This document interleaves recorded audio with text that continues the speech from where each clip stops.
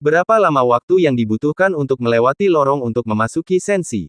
Seseorang maju untuk melapor. Berkata, lapor ke Fei Yu Datong, garis pertahanan akan terkoyak dalam 100 tahun, tetapi celah yang memasuki sensi paling banyak hanya bisa bertahan untuk sebatang dupa.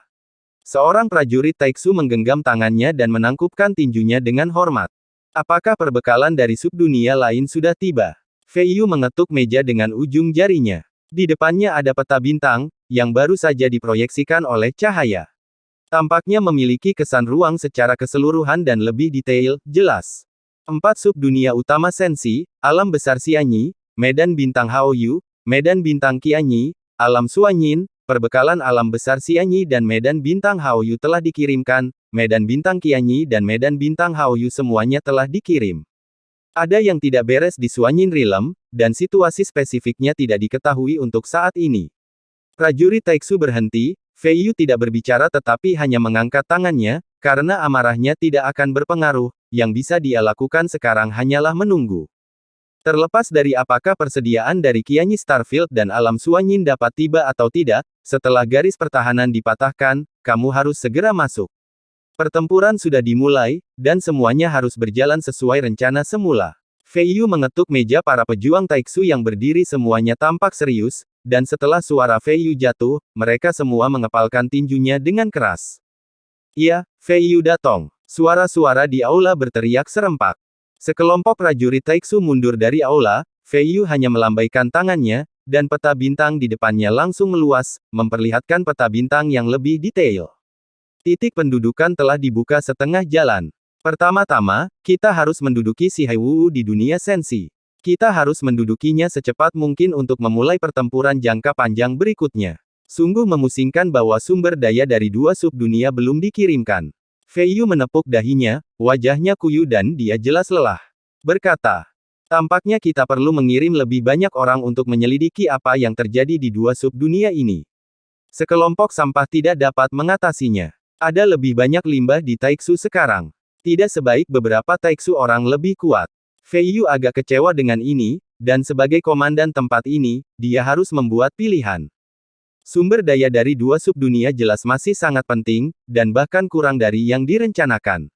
Ini bukan masalah kecil, tetapi garis pertahanan akan segera dipatahkan, dan Fei Yu tidak bisa mengirim sejumlah besar pasukan untuk menyelidiki situasi spesifik. Yang bisa kita lakukan sekarang hanyalah menunggu, sampai saat terakhir belum tiba pada akhirnya, dia hanya bisa menyerahkan perbekalan dari 2 subdunia dan memasuki sensi.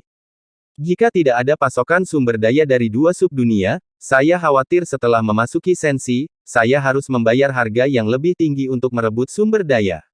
Ini benar-benar merepotkan. Semakin Fei Yu memikirkannya, semakin dia menjadi lebih marah. Kegembiraan berangsur-angsur menumpuk.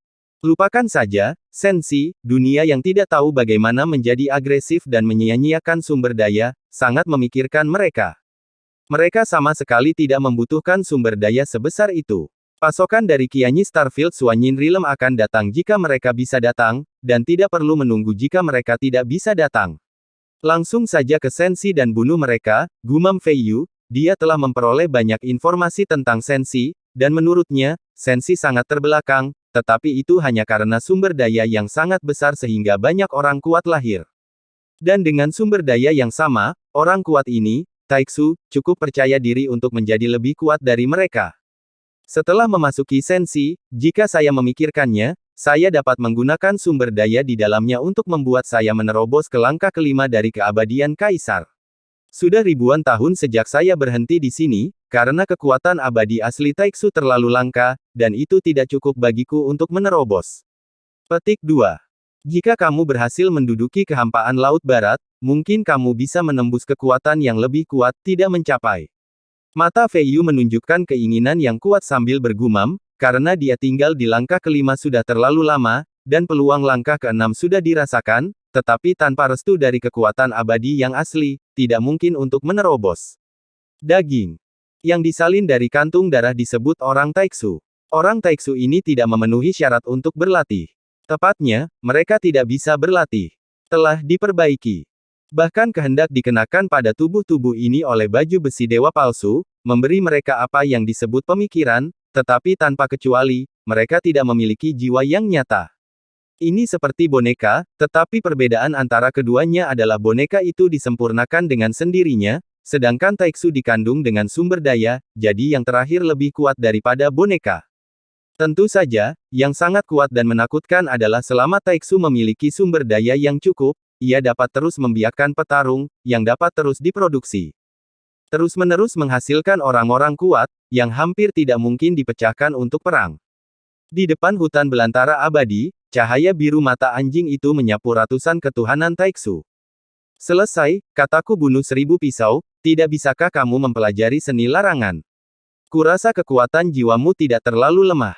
Jika kamu tidak ingin ada batasan sampah, aku harus melakukannya sendiri, tidak marah dia menatap Xiao Yan dan berkata.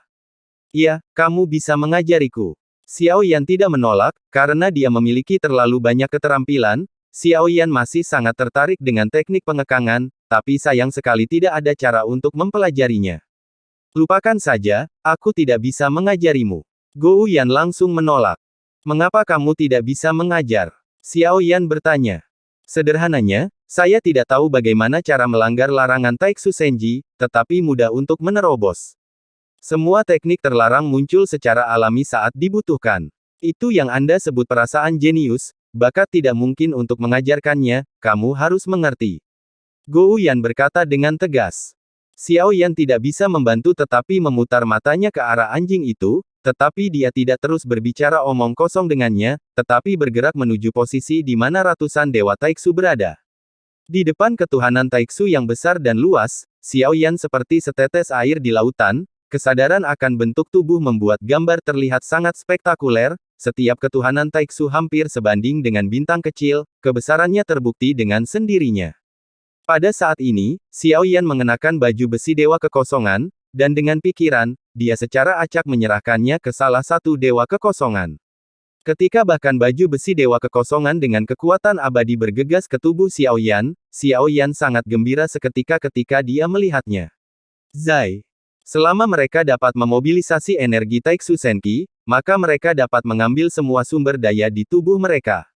Kekuatan abadi yang dituangkan ke dalam baju besi dewa kekosongan segera dikirim oleh Xiao Yan ke lautan semua roh di pagoda roh kekosongan Zichen. Pada saat yang sama, Xiao Yan mengirimkan lebih banyak pikiran, dan Taiksu Senzi langsung membuka mulutnya yang besar, lalu menyemprotkan seberkas cahaya ke arah Xiao Yan. Hanya saja sinar cahaya ini tidak memiliki kekuatan penghancur, dan semuanya diubah oleh ki asal dan kekuatan abadi, itu adalah energi ringan, dan yang mengejutkan Xiao Yan, energi ini sangat murni.